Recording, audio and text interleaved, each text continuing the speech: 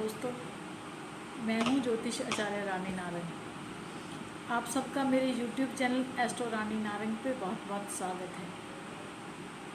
दोस्तों, आज हम बात करेंगे कि अक्षय तृतीया कब है। अक्षय तृतीया की अपने हिंदू धर्म के अंदर क्यों इतनी मान्यता है, इस बारे में बात करेंगे। दोस्तों, मैं अपना वीडियो शुरू करने से पहले आप सबसे निवेदन करती हूँ कि आप मेरे YouTube चैनल को लाइक कीजिए, सब्सक्राइब कीजिए और मेरे द्वारा दी हुई जानकारियाँ, ये वीडियो और लोगों के साथ शेयर कीजिए। दोस्तों, अक्षय तृतीया हर साल वैशाख मास के अंदर ये अक्षय तृतीया का त्यौहार मनाया जाता है। वैशाख मास के अंदर शुक्ल पक्ष की तृतीया को ये अक्षय तृतीया के नाम से जाना जाता है। अक्षय, जिसका कभी क्षय ना हो, जिसका कभी अंत ना हो, ये एक अबूझ मुहूर्त के नाम से भी ये तिथि को जाना जाता है। इस दिन सूर्य और चंद्र दोनों अपनी उच्च स्थिति के अंदर रहते हैं। जब भी हम किसी की काल गणना करते हैं, किसी को मुहूर्त निकाल करके देते हैं या फिर हम पंचांग को देखते हैं, तो उसके अंदर सूर्य बल को और चंद्र बल को देखा जाता है। तो इस दिन दोनों अपनी अपनी उच्च स्थिति के अंदर रहते हैं, तो इसलिए इस दिन अबूझ मुहूर्त निकलवाने की ज़रूरत नहीं है। ये अपने आप के अंदर ये तिथि एक बहुत बड़ा मुहूर्त है। इस दिन आप कोई भी शुभ कार्य करना चाहते हो, कोई धार्मिक यज्ञ अनुष्ठान पूजा करने जा रहे हो, तो आप इस दिन कर सकते हो, इस दिन का लाभ ले सकते हो। आप विवाह करना जा रहे हो, सगाई करने जा रहे हो, मुंडन, मकान का मुहूर्त, दुकान का मुहूर्त, कोई बंगलो लेने जा रहे हो, कोई रजिस्ट्री करवाने जा रहे हो, तो आप इस दिन ये कार्य कर सकते हैं, क्योंकि ये अपने आप के अंदर एक बहुत बड़ा मुहूर्त है। इस 2022 के अंदर ये 3 मई मंगलवार के दिन ये अक्षय तृतीया का त्यौहार मनाया जा रहा है। ये तृतीया तिथि सुबह 5:40 को ये मंगलवार के दिन 3 मई को शुरू हो जाएगी और 4 मई तक ये सुबह तक ये 4-4:30 बजे के आसपास तक ये भारतीय टाइम के अनुसार ये तिथि चलेगी। इसके अंदर कुछ, वैसे तो ये पूरा दिन ही शुभ है, इस दिन को शुभता का नाम दिया गया है, लेकिन इसके अंदर कुछ चौघड़ियाँ होते हैं। तो ये सुबह 5:40 से लेकर के दोपहर 12 बजे तक लाभ और अमृत की चौघड़ियाँ है, जिसके अंदर आप कुछ खरीदारी, सोना, गहना, चांदी, हीरे, जवाहरात आप खरीदना चाहते हो, तो इस टाइम के अंदर आप खरीद सकते हो। उसके बाद आप 3:40 दोपहर को, शाम को 5:18 तक ये तिथि के अंदर शुभ चौघड़िया है, उस टाइम के अंदर आप खरीदारी कर सकते हो। उसके बाद शाम को 6:18 से लेकर के रात को 9:38 तक ये अमृत की चौघड़ियाँ चलने वाली है। उस टाइम के अंदर आप कोई ख़रीदारी करना चाहते हैं, कोई नया कार्य करना चाहते हैं, तो आप कर सकते हैं। बहुत सारे विदेशी जो फॉरेनर्स मेरे फॉलोअर्स में, मेरे भाई बहन में जो रहते हैं, तो उनके लिए भारतीय टाइम के अनुसार रात को 11 बजे से लेकर के सुबह 3 बजे तक का जो टाइम है वो अच्छा है। उसके अंदर आप खरीदारी कर सकते हो। आप इस टाइम के अंदर कोई भी सोना, चांदी, गहना, कोई भी आप काम करना चाहते हो, विवाह, शादी, मुहूर्त कुछ भी करना चाहते हो, तो आप इस टाइम के अंदर कर सकते हो। ये एक अच्छे मुहूर्त के अंदर माने जाते हैं। वैसे तो ये पूरा दिन ही शुभ माना जाता है।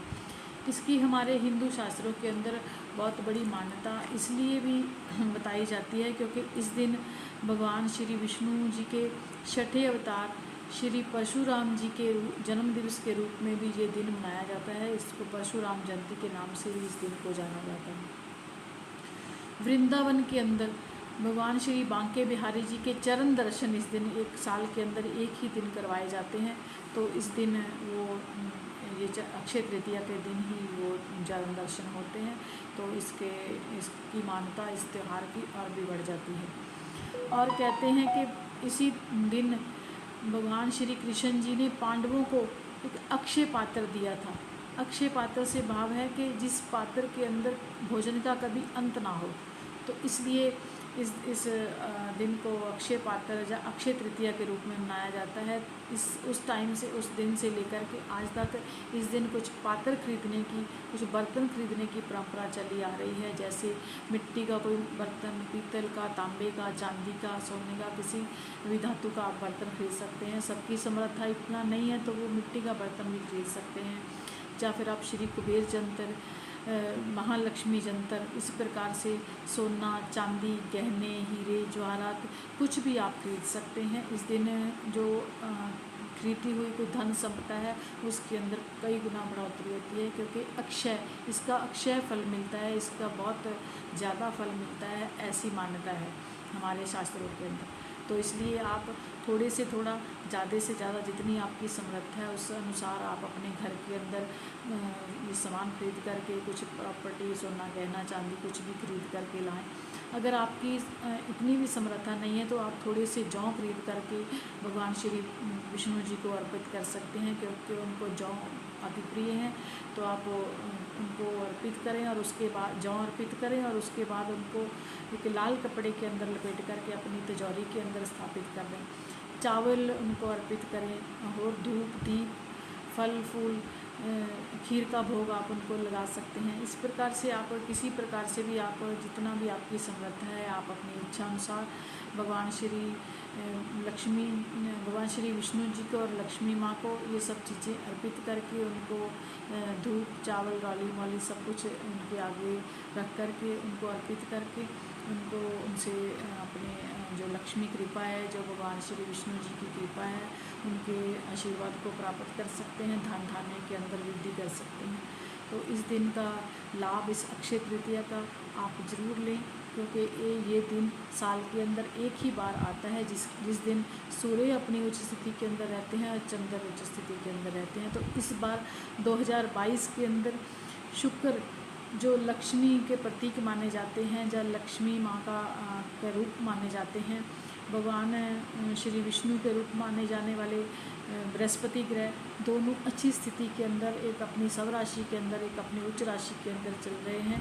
तो इसलिए इस 2022 साल के अंदर इस त्यौहार की जो महत्ता है, मान्यता है और भी बढ़ गई है। तो इसलिए आप अपने घर के अंदर कुछ भी यज्ञ पूजा अनुष्ठान धार्मिक कार्य करना चाहते हैं, कुछ खरीदारी करना चाहते हैं, विवाह शादी मुहूर्त मुंडन कुछ भी करवाना चाहते हैं तो आप इस दिन का लाभ जरूर लें। तो मैं आप सबके लिए इस अक्षय तृतीया के पावन पर्व के ऊपर शुभ फल की इच्छा के साथ ये कह सकती हूँ कि भगवान श्री विष्णु जी और माँ लक्ष्मी आपकी कृपा आपके ऊपर हमेशा बरसती रहे। इन्हीं मंगल कामनाओं के साथ मैं अपनी वाणी को यहीं पे विराम देना चाहती हूँ। तो एक नए वीडियो के साथ आपके समक्ष फिर से आऊँगी। तब तक के लिए नमस्कार।